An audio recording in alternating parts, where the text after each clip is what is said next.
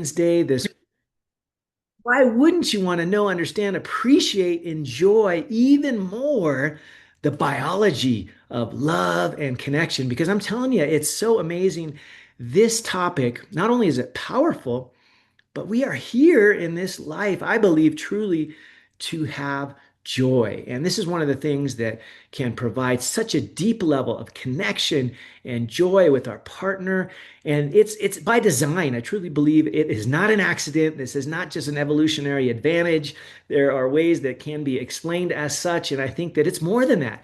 I think, yes, it is an evolutionary advantage, but there's much, much more than that. It can go deep and it is fascinating as a scientist myself. I'm kind of a nerd and a geek, as many of you know, and I love to share the nuance and really what's happening down at the neurohumoral, chemical, microscopic, physiologic level, because truthfully, this is fascinating, empowering, glorious, beautiful, powerful, all the things. So I can't wait to get into this. Welcome, welcome, welcome to this show on the biology of love and connection. And I just can't help myself because, yes, it's Valentine's Day in a couple of days.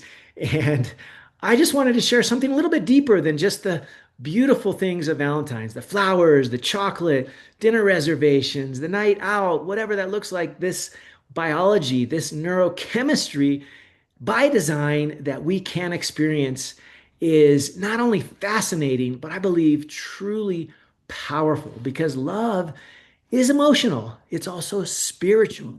It's relational. It is deep, but it's also biochemical. Yes, the biology of love is a real thing. I mean, you guys know this when you felt the butterflies in your stomach, for example, or when you feel deeply connected after a vulnerable conversation or moments together that you've spent and deeply enjoyed, appreciated, and loved each other. When you feel desire, right? That turn on of desire, or when you feel safe. These are all real biological systems that are firing in your body. Yes, my kids are like, it's fire. I guess that's the in vogue way to say something is really amazing, cool, awesome. It is fire.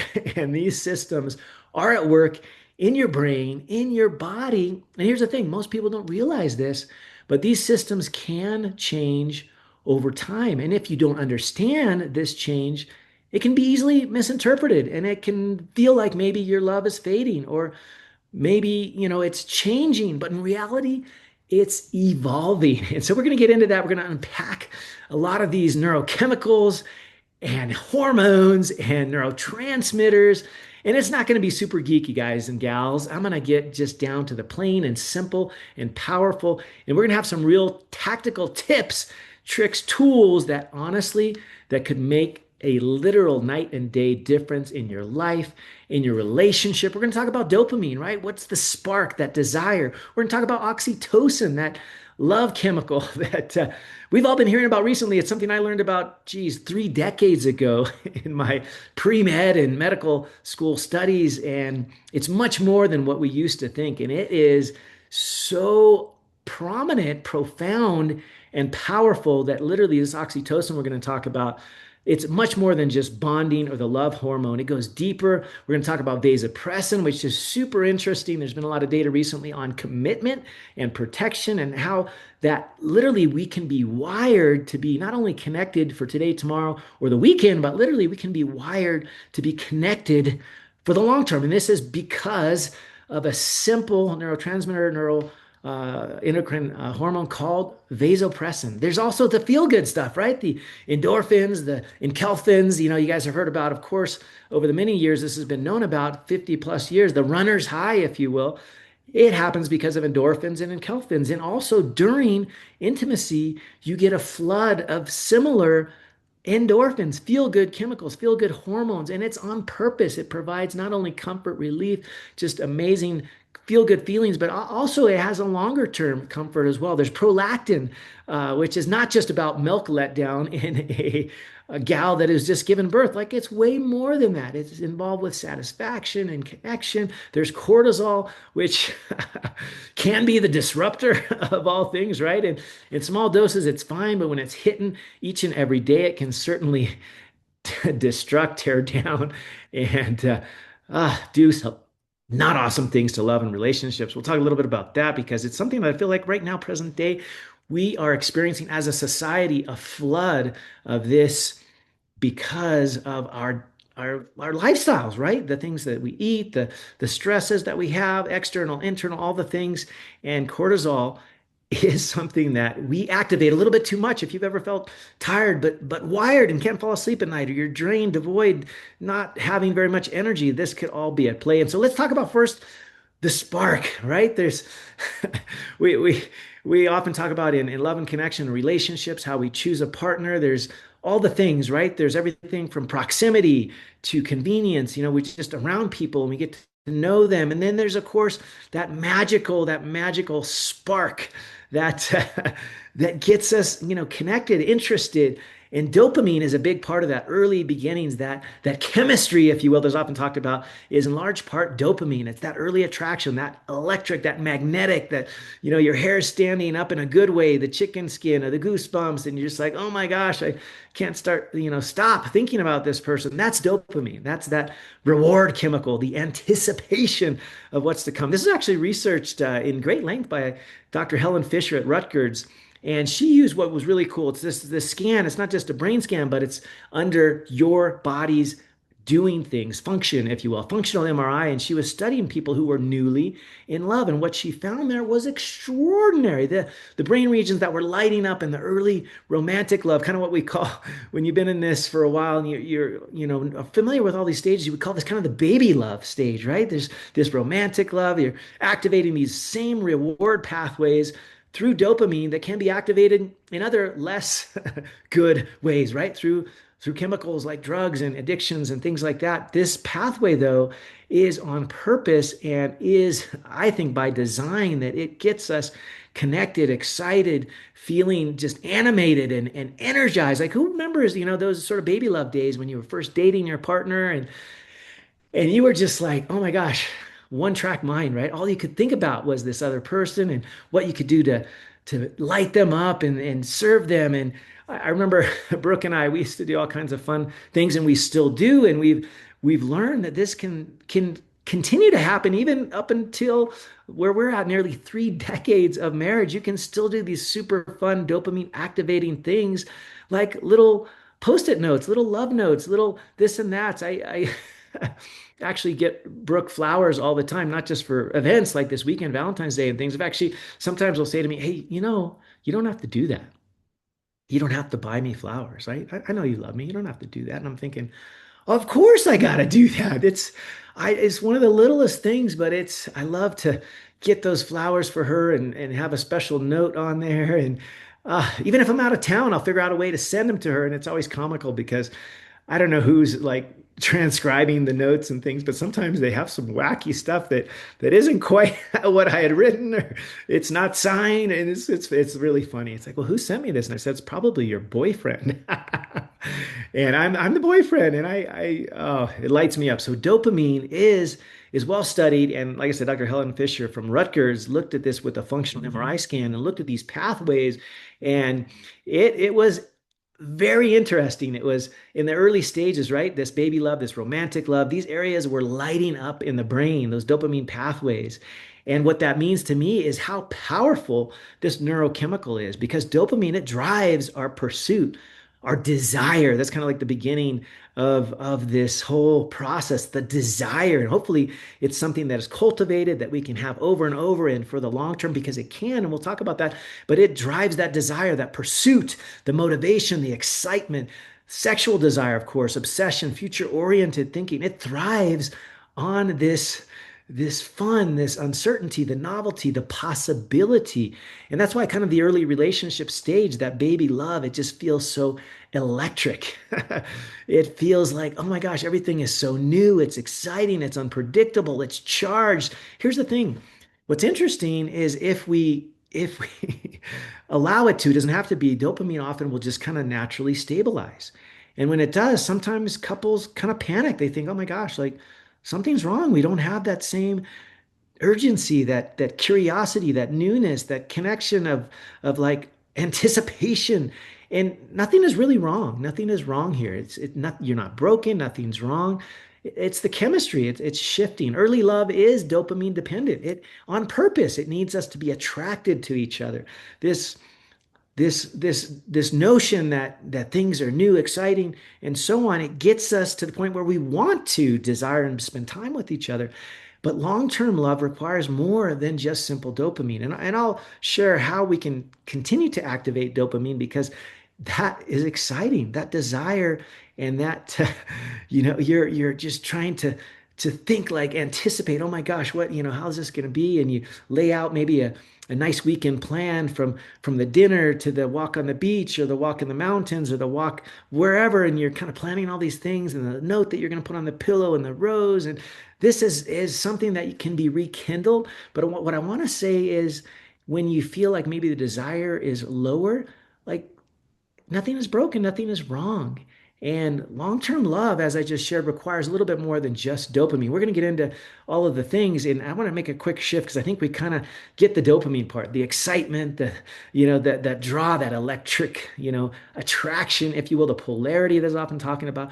Much of this is related to dopamine. One of my favorite neurochemicals, if you will, hormones, oxytocin, that's called love hormone, the bonding, that natural connection hormone, I love to talk about because it is something that has so much tremendous benefit in our lives. Like it's literally the anti-stress hormone. Many people refer to it as the bonding hormone, but I would say it's so much more than that. And when does it get released? It gets released from everything from physical touch, can be a simple hug, it can be actually just eye contact, solid connection and presence with no touch can actually cause this amazing neurochemical hormone oxytocin to be released. Of course, it can be released in sexual intimacy. We'll get into that a little bit further, what that looks like during orgasm and so on, how this chemical really just heightens that bond, that connection. It's also released in breastfeeding, right? There's that connection on purpose, I believe, by divine design that a mother and her child can be so intimately close and connected. And part of that through the breastfeeding process is because of the release of this amazing neurochemical hormone, oxytocin. It's also released in emotional vulnerability. So many things. And as I prefaced it at the outset, what is beautiful about this, it is literally one of the biggest, most powerful solutions to one of the biggest problems we have present day, which I mentioned at the outset, is this increased stress and cortisol and chronic stress and daily stress and literally the anti-stress hormone that literally does everything nearly completely opposite of that cortisol and that adrenaline, that pump, just the fight or flight, if you will, is oxytocin. And there's a gal by the name of Dr. Sue Carter. She's one of the world's leading researchers on oxytocin. She's shown that oxytocin not only does all these things that we talked about, the bonding, the feel good, all that, but it also increases trust. And I think more importantly, decreases fear and the fear responses in the brain. Just think about that. It lowers amygdala reactivity. That's kind of that fight or flight, that reptilian brain, if you will, that's only worried about protection and safety and making sure we're out of harm's way. And it lowers this constant activated amygdala, which puts us in our fight or flight. It puts us in that chronic stress state. And so it says, hey, this is oxytocin talk. You're safe. You're safe. And this is powerful. Dopamine might say, I want you. Oxytocin might say, I trust you. So healthy relationships, of course, require both. We need dopamine, we need oxytocin. And what happens is when we stop connecting, when we stop touching, hugging, cuddling, when we stop having these vulnerable conversations, when we stop looking into each other's eyes, which for dude, I gotta be honest, we're not really raised this way. Like dudes sit side by side. They don't sit staring each other down in the face unless they're about ready to punch each other. And so this is something we have to learn. And this is something that I've had to learn over the last decade or so, is this beautiful gift of presence, being there, connected. You don't have to say a word. It's not about trying to fix what's going on. It's not, maybe it's a big verbal outburst that might sound like verbal vomiting or diarrhea coming all over. Maybe it feels like arrows pointed at you. And actually, most of the time, and I would say the overwhelming majority, it's not about me. It's not about, you got to think about that. It's not about you. It's not about you. And that's powerful. If you're connected and there's no thought or urgency of like, what am I going to say next? What am I going to say to solve this? You don't need to do any of that. Guys, I'm talking to you. Yes, you, I'm talking to you. Just connect, be present. You don't have to fix anything in these moments. True connection is beautiful. And one of the beautiful reasons for that is because oxytocin is released and it increases your bond. It increases that strength, that feeling, especially for the woman that needs to feel safe. She needs to feel safe. She needs to be seen. And this is oxytocin. And if we stop doing these things, right, that we stop the touching, the hugging, the connection, the vulnerable conversations, we stop looking in each other's eyes, all these things that increase naturally the oxytocin, well, duh, oxytocin is going to decline. And it feels like our connection is dissipating, like we're maybe becoming more roommates than we are lovers and partners and truly connected. Because I love I love this saying, and it's something that I've just heard so many times recently. My wife Brooke and I did a intense, amazing, 16, 18-hour a day program for a whole week, 7 days straight on specifically relationships. And it was a Tony Robbins event, and he's just an amazing dude. And what he would always kind of say, and he would kind of joke about it, but not so much joke because it's profound, is what is the difference between an amazing connection with friends, a friendship, and a true loving partnership, whether it be marriage, that kind of a loving relationship? What is the difference between that kind of connected love versus an amazing friendship where you're also feeling connected and vulnerable and things like that? But the difference is intimacy. Intimacy is different. That's the difference between a friend, a good friend, and a partner that you want to be intimate with, is that intimate connection. Everything from the physical, the emotional, the spiritual connection, that intimacy. That's the difference. That's the difference, right? Because you can feel oxytocin with your cat. I know, right? Like I know this it seems your favorite canine, feline friend, like that can get the oxytocin going in your blood. Like I know now because we have a cat. I never thought we would, and it's a whole long story, but we love it. We got 6 kids, and I've always kind of thought, we don't have the time, space, energy for another, not a human in this case, but another living thing that requires love and affection in our home. And we did. It opens your hearts up more. And I think this is the feeling too that people have when they first start to have kids. They're like, I didn't know I could even be open and available to that much more love. And this happens with pets too. You can have oxytocin released, right? So connection is biochemical. It is literally hormonal, neurochemical, the oxytocin, the dopamine, but it's also got a behavioral component as well. And those behaviors, those bonding behaviors, which elicit and continue to produce the oxytocin, like the hugging, the kissing, the connecting, the vulnerability, the looking into each other's eyes, all these things. And of course, the other intimacies as well, all of these build and grow and deposit and continue to cause its release. The oxytocin is powerful. And when those behaviors stop, those biochemical releases of oxytocin and others tend to diminish as well. All right, we're going to talk about a neurohormone, neurotransmitter, neurochemical that I love so much that is kind of new to the ball game, right? Like we've known about oxytocin a long time, we know about dopamine, but what I'm going to share about here is commitment and protection through a neurochemical called vasopressin. And this is fascinating because most people have never heard about this. In fact, until a couple of years ago, when I was studying this specifically, I knew about this because in science, in pharmacology, biology, physiology, which I am so intrigued, fascinated, and interested in, curious of just beyond measure, I've known about vasopressin for decades, but I didn't know about it in this way. In fact, there's some research that recently came out from Dr. Larry Young at Emory, and he was actually studying another living species, these kind of like little varmints, if you will, prairie voles, and they're monogamous, right? This is kind of not always the case in the natural world, but they are monogamous. And what's very interesting is when they pair, their bonding is so strong and so deeply influenced by this neurochemical, vasopressin. So not only how much they can release, but how much they can absorb, how much they can connect, and in cascades when this neurochemical bonds to a very specific receptor. It's kind of like a lock and key, if you will. And when that key is placed in the appropriate lock that only goes to that specific neurochemical hormone, vasopressin, that turns on this process of deep, deep monogamous bonding. in nature, even in the prairie varmint, the prairie vole, if you will. And so what's interesting is when they found that when this signaling, vasopressin signaling is up, it's strong, the bonding gets deeper and deeper. And these varmints, these prairie dogs, these prairie voles, they literally stay and are connected for life. They're monogamous.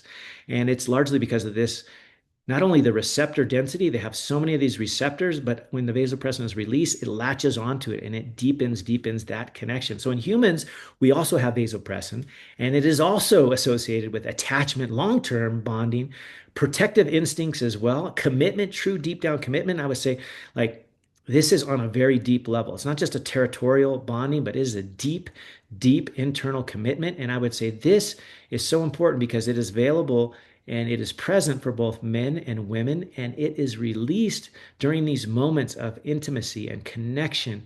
And there's like I don't know the the kind of technical term for it. After you are intimate, you have this kind of aftercare period, right? It's kind of like the snuggling. It's like, you know, you just feel close to one another. For my wife and I know we'll often have deep conversations following intimacy because we just feel so connected. We feel like we can really share and do anything, and anything is possible. And sometimes we'll be up all night, like the song goes. And we kind of joke when we hear the song. I forget which band it is, but it's Up All Night, I think might be the title. And we talk about things that, are our dreams, our goals, our desires, and often it is preceded by intimacy because we feel this amazing connection that we just want to build each other and grow together and dream together. And this is because of this hormone called vasopressin. Vasopressin is associated with this bonding. And especially if this is very interesting because in men, this is like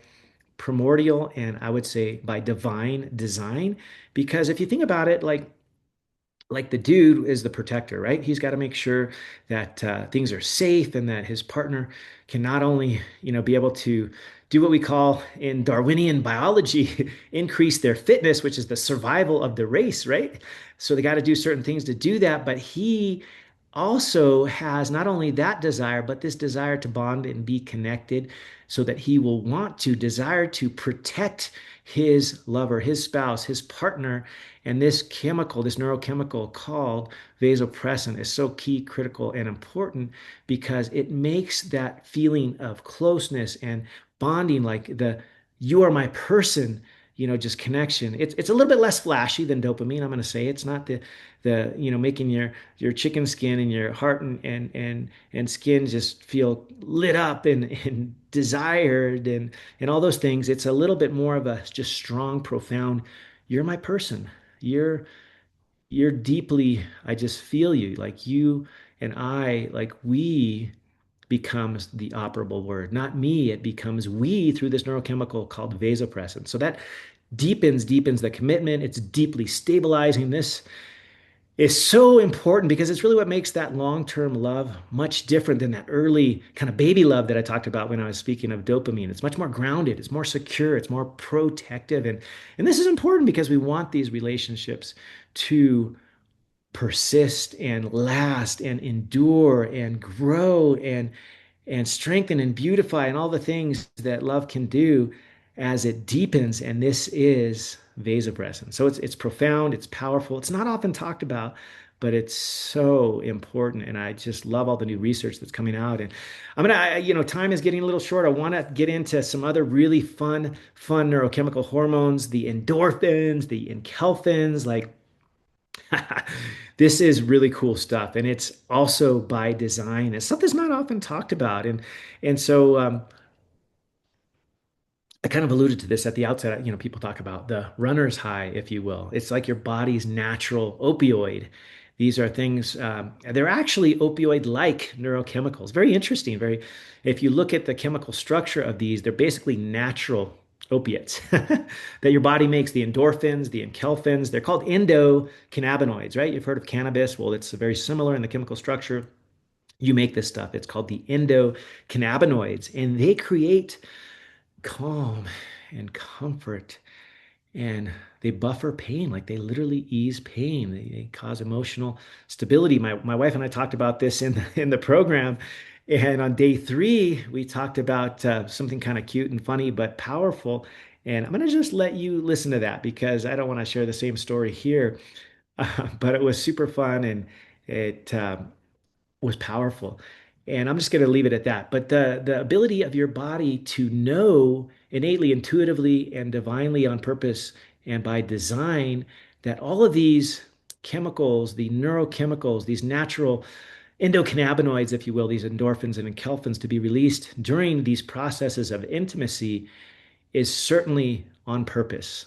They create this important calm and comfort and connection, emotional stability. And they're actually released not only during the rituals, during the intimacy, but also during laughter, during exercise, during shared things that we do together, during long-term companionship. You've heard of I forget who it is, but it's oh hysterical. Tony Robbins has this guy and gal on his stage, and they do what's called laughter yoga, and it is so fun. And they do it on purpose because this physician, this very intuitive and I think delightful and genius human designed this because he began to appreciate the amazing power of laughter and how it can not only change your state, your outlook, the way you look at yourself and your future, but also it changes neurochemically, neurohumorally, which is based upon those hormones in your body. It changes the milieu or the environment in a moment.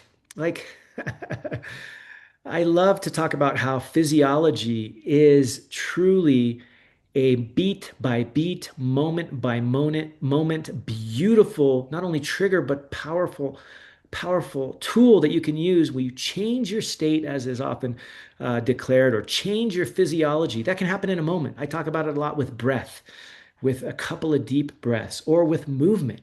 Like I know when I'm super stressed and just things seems like the world's falling apart or whatever, I just go outside, or if I can't, I'll sit in a room. Maybe it's sitting in the bathroom, put the seat down and just sit on that like a chair. And I just close my eyes, put my hand over my heart, take a couple of deep breaths. And that physiology can change in moments. Laughter can do that as well. Who has just felt amazing, enlivened, and awakened and energized by laughter? Like it's possible. And that's because of the release of these amazing hormones, endocannabinoids, the endorphins, the enkephalins, even prolactin gets released in this process. What's very interesting is, as I shared at the outset, the difference between sort of that early attraction, that chemistry, that baby love, which is primarily a dopamine driven pathway, to an endorphin based kind of comfort is over time this transition. And it's not decline. You might think it's decline in dopamine. And we shared that can actually be activated, curated, and sparked through your own activities, right? Your own desires,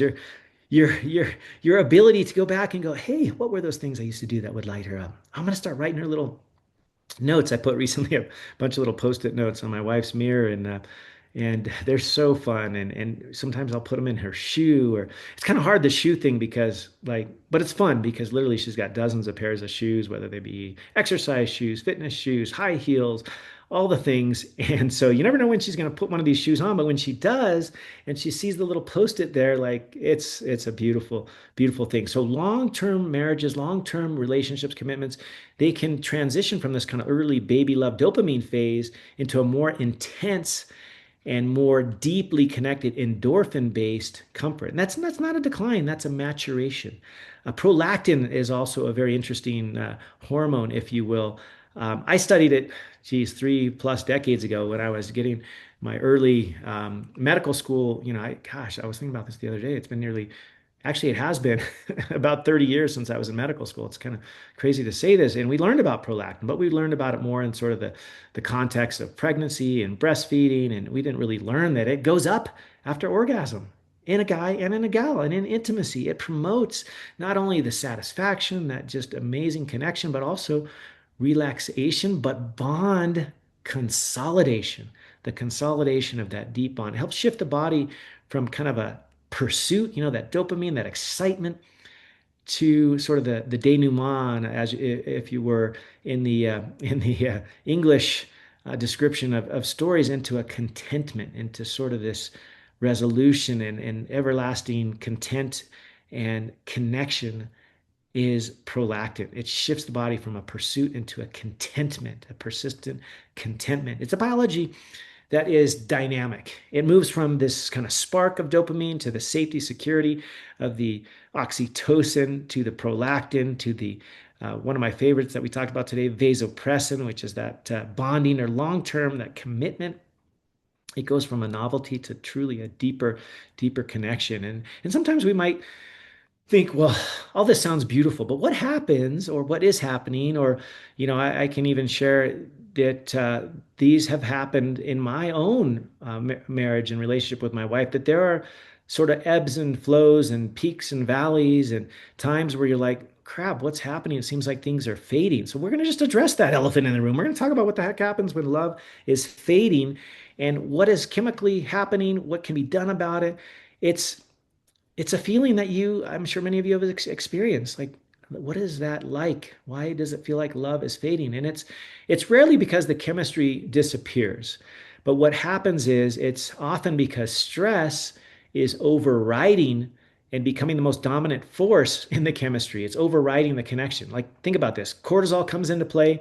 It's literally the opposite, as I said at the outset of this presentation. It's the opposite of the bonding powerful hormone of oxytocin. It's the antithesis. Stress does all of the things we don't necessarily want in the long term, right? Like a brief amount of stress, the fight or flight to get us out of harm's way, like that's okay. But when it's activated over days and weeks and months, it just destructs this entire process of the bonding that we so much desire and crave. So cortisol does, or chronic cortisol, chronic stress does several things. It actually suppresses, lowers libido in men and women. It messes with your sleep. And if you're not sleeping well, you're not getting the proper hormonal release of things like growth hormone, testosterone. Primarily, the peaks of these are released during sleep. Testosterone is big on the desire piece.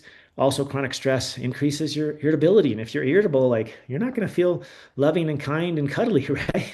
It reduces the responsiveness to oxytocin. It's so interesting. So not only does it kind of counteract, and it's literally the opposite of oxytocin in almost every way, but it decreases the responsiveness. So even when oxytocin is around, it's not able to interact as powerfully as it would otherwise. So when cortisol or chronic stress, just replace that kind of interchangeably, cortisol or chronic stress is rising sort of on a chronic or day-to-day long-term basis, what suffers is your connection. And I would say right now, present day, we have a pandemic, a worldwide epidemic, pandemic, out of proportion issue with this drop in connection or elevation in stress and cortisol, because modern life, the things like the pressures, the media, everything from the work stress to the financial stress, the parenting demands, the poor sleep, the constant digital stimulation from our silly devices in all these ways. Stress is basically the antithesis, as I shared, of the connection piece of oxytocin. It is anti-connection. And so if you're undergoing a lot of stress, it would be biochemically normal for your connection to diminish or decrease or to fade somewhat. It doesn't mean that your relationship is broken. Let me just share that once more. Nothing is wrong here. Nothing is broken. This is biology. It means your nervous system is overloaded. Overloaded. And if it's overloaded with chronic stress, that's going to be very challenging for the anti-stress, the oxytocin, to do its thing because it doesn't work as well. Connection requires the nervous system to be able to operate safely, securely, and for the duration. And that happens as we're going to talk about this, the reignite. How do we reignite this love and connection biologically speaking? Here's the cool part. This this is awesome. It's not just random. Love is not random, right? You can actually influence your neurochemistry. Here's how. All right, we talked about dopamine, right? How it's the baby love, how it's that new just desire, connection, the electricity, the spark, the polarity, all of that. Well, guess what? You can reignite that. Yeah, you can choose to do that. You can choose to increase your dopamine through doing something new together. Maybe travel to a new place, take a dance class. Even if you're like me and you can't dance for crap, like I just did a thing the other, well, it was a couple of weeks ago at a line, the big event that my wife does every year. I did some break dancing. Like, I don't know if anybody you were there, got to see that. Like, yeah, the good Dr. Thomas did like an old school breakdancing move and a backspin.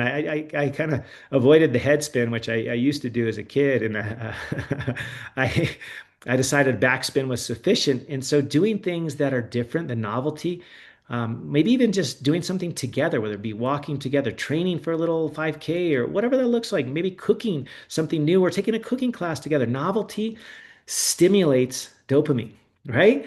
And you can do this together with your partner. Find something new to do, a new, whether whatever that is, new hobby, new game, new cooking class or meal that you just want to prepare together. Like this novelty that increases dopamine, that fun neurochemical that causes the desire. Like you can do this. You can create the spark anew literally each and every day. Maybe it's a post-it note, maybe it's a little surprise, whatever. It's possibilities are endless. All right.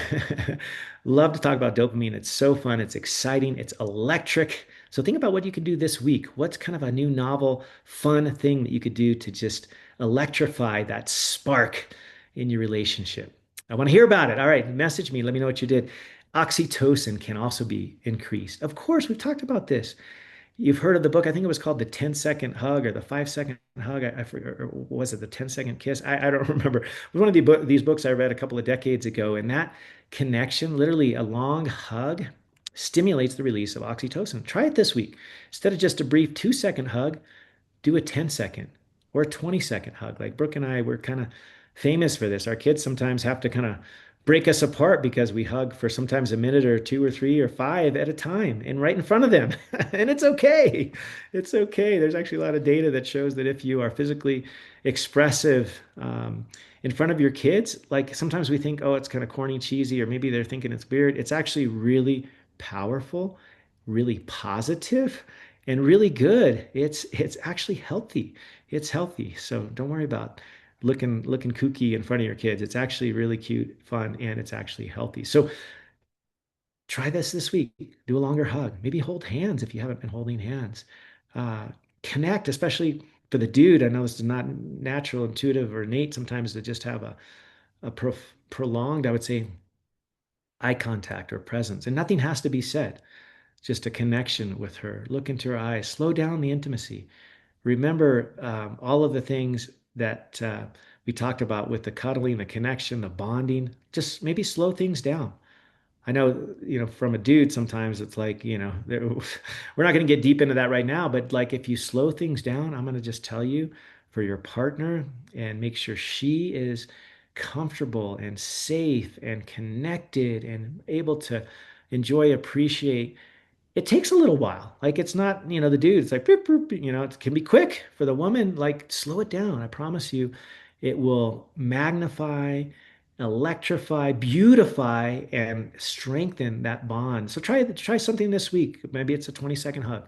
Maybe it's hold hands. Maybe it's that just prolonged staring into her soul and saying in your mind, I love you. You are my person. I would never leave you. I am deeply and just so connected. I would lay down my life for you. Like say these things as you just look at her. You don't say anything verbally, or maybe it's the Ho'oponopono, which is one of my favorite prayers and connection pieces. I do it often. Sometimes with my wife while I'm looking at her. Sometimes just in my mind, I'll do this for sometimes 5-10 minutes at a time. It's I'm yeah, I don't know if you know the words, but it's very simple. It's four simple phrases. You just say, I love you. I'm sorry. Please forgive me. Thank you. Sometimes you can say it in different, order. You can say, I'm sorry. I love you. Please forgive me. Thank you. And you can change the order all you want, but those four phrases, I love you. I'm sorry. Please forgive me. Thank you. Do that for 10 times, maybe 5 or 10 minutes. And that person doesn't even have to be there. It doesn't even have to be your wife. Maybe it's a family member, a son or daughter, a parent that you just feel the need to have a more deeper connection with them. It's powerful. I don't have time to go into the research about that right now, but it is so, so powerful. It's endearing, it's connecting, it's bonding, it's oh my gosh, like it's powerful. It's called the Ho'oponopono. And I'm going to end with that because it is one of these things that is powerful. And I would say, so we talked about dopamine, how to reignite, how to increase oxytocin with the physical connection. Um, Lowering cortisol is super important. As I shared, that cortisol is kind of the antithesis of all these beautiful things of oxytocin. And that's the stress hormone, right? Of cortisol. And how can we decrease that? We can breathe together, take a breath. Maybe we can move together. We can exercise together. My wife and I love to take walks. Maybe we can increase the amount, the quality, I would say more importantly, and the duration of our sleep. Sleep is so protective here. We can reduce our stress in through many number of ways, whether it be through the breath work, through the movement, connection, sleeping. We can walk together. Lowering cortisol or decreasing or doing the things that are anti-stress are powerful. Another thing we can do that I think greatly strengthens bonding and appreciation is gratitude. And we got into this in our training this week, and it's literally the one single most powerful, I think, tool when things are maybe a little bit on the negative side for whatever reason. Something happens, some difficult situation, and we want to just blow up, or we want to think about all the things that happened wrong, and we're stacking all these negative things. We're remembering everything our partner did that we didn't like, and the date and the time, and I would say the quickest way to transition from that into a beautiful, loving space is gratitude. Gratitude. Gratitude actually strengthens these neurochemical circuits of bonding. It is powerful.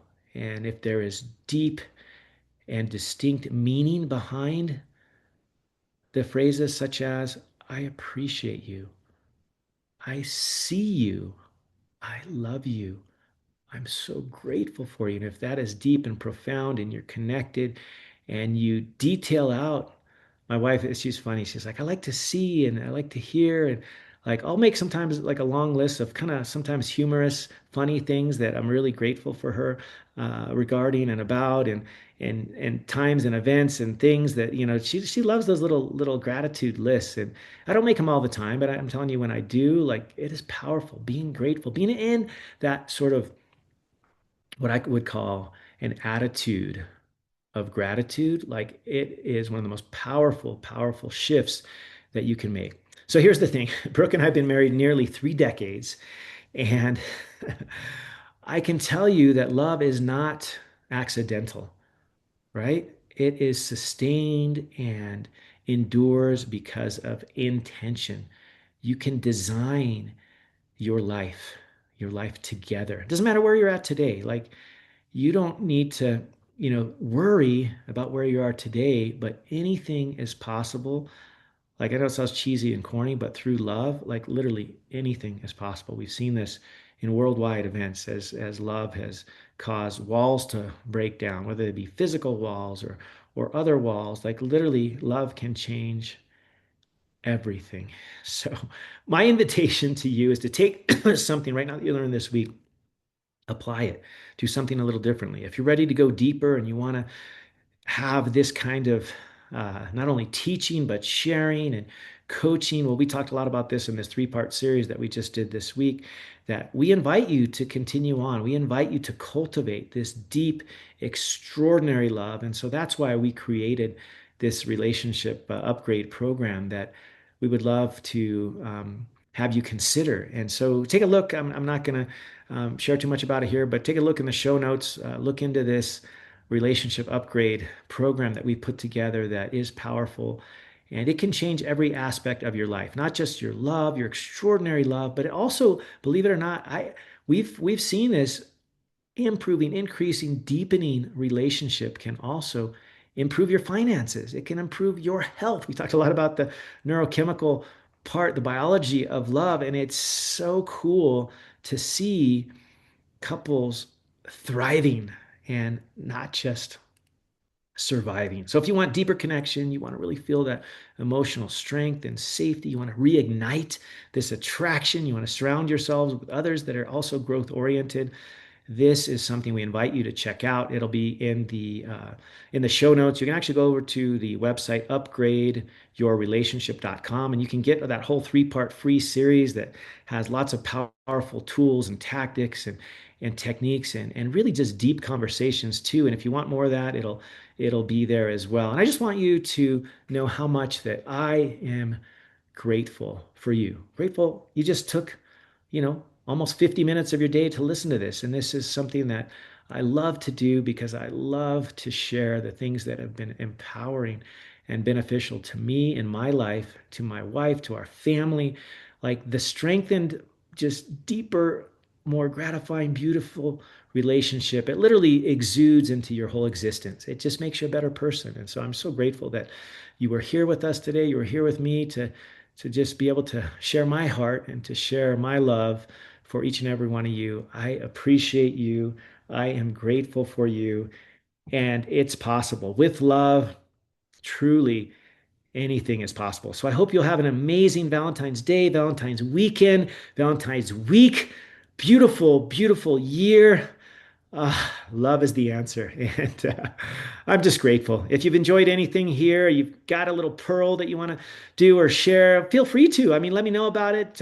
You can reach out to me, Dr. Thomas Hemingway, on Instagram, Dr. Thomas Hemingway, Facebook, Thomas Hemingway, MD, my website, thomashemingway.com.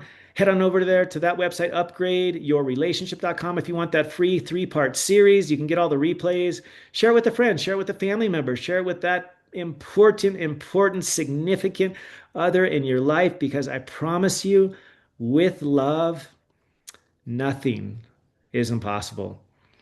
Until next time, I love you. I'm grateful for you. I appreciate you. Thanks for being a part of this movement. Thanks for being here and sharing part of your day with me. Can't wait to do this again. And love you. Aloha. And until next time, as we say in Hawaii, hui ho.